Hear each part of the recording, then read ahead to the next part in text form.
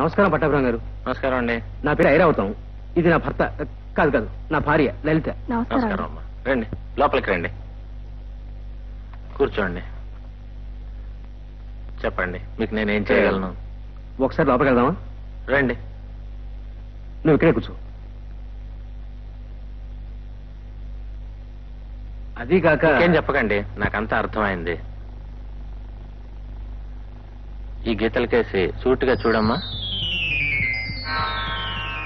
తలనొప్పిగా ఉందా? అవునండి. ఈ గీతలకేసి సూటిగా చూడడం వలన స్ట్రెయిన్ తో తలనొప్పి వచ్చింది. ఇలా వచ్చి కూర్చోమ్మా. రిలాక్స్. ఇప్పుడు మీ చేతులు బాగా రిలాక్స్ అవుతున్నాయి. ఇప్పుడు మీ కాళ్ళు కూడా బాగా రిలాక్స్ అవుతున్నాయి. ఇప్పుడు మీ శరీరం అంతా రిలాక్స్ అవుతుంది. లలిత, లలిత, మనిషి ఉన్నట్టేనా? Don't disturb her. ఈ థెరపీకి 1000 రూపాయలు ఫీజు అవుతుంది, ఇవ్వండి. అంత తేలేదు, రేపే తెచ్చిస్తాను. ఈ జిల్లా మొత్తం మీద నమ్మదగిన మంచివాడిని నేను ఒకండి. నా మాట నమ్మండి, మీరు కానివ్వండి. ఈవిడికి వంట వచ్చునని నా నమ్మకం అండి. కాదండి, నేను గ్యారంటీ. రోజు నేనే చేయగలుచు. మీరు కానివ్వండి. వంట వచ్చి కూడా కేవలం బద్ధకం వల్ల చేయటం లేదని నా ఉద్దేశం. హిప్నాటిజం ద్వారా ఆ బద్ధకం పోగొట్టి ఆమె వంట చేసేలా చేయవచ్చు. అంతేకాకుండా సంగీతం నేర్చుకోవాలనే తపన కూడా పోగొట్టవచ్చు. మరి కాలిసిందరికి కానివ్వండి. అందరిలాగా నువ్వు కూడా వంట చేయగలవు. ఈ రోజు నుండే నువ్వు అందరిలా అన్నం, పప్పు, కూర, పులుసు, పాయసం అన్ని చేయగలవు. నీకు వంట చేయాలనిపిస్తుంది. పళ్ళు పని పెరుగు పచ్చడి కూడా కలిపేయండి.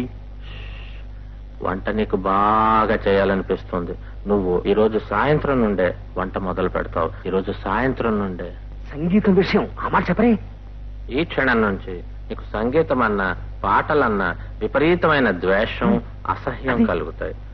చివరికి రేడియోలో పాట వచ్చినా నువ్వు వెంటనే రేడియో కట్టేస్తావు. సంగీతం అంటే నీకు ఇష్టం లేదు, సంగీతం అంటే ఇష్టం లేదు. ఈ హిప్నోథెరపీలోనండి ఈవిడికి ఆ సబ్ కాన్షియస్ మైండ్ మీద నేను ఇచ్చిన సజెషన్స్ ముద్రపడి ఆవిడ నిద్ర లేచిన తర్వాత వాటి ప్రకారం నడుచుకుంటుంది. ఇవి నేను చెప్పినట్లు ఆవిడకి తెలియదు, కానీ వాటిని పాటిస్తూ కొత్త జీవితం ప్రారంభిస్తుంది.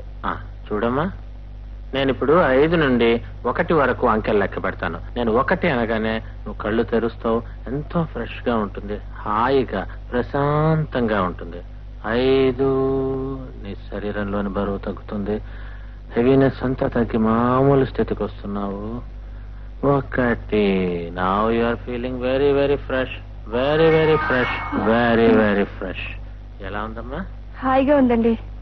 భలే మంచి నిద్ర పట్టింది.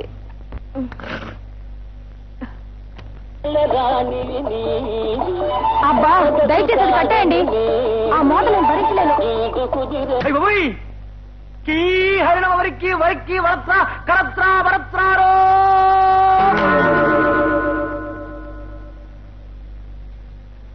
ఈ ఆనందం వల్ల కలిగిన షాకు నుండి మీరు ఇప్పుడు తేరుకుంటున్నారు.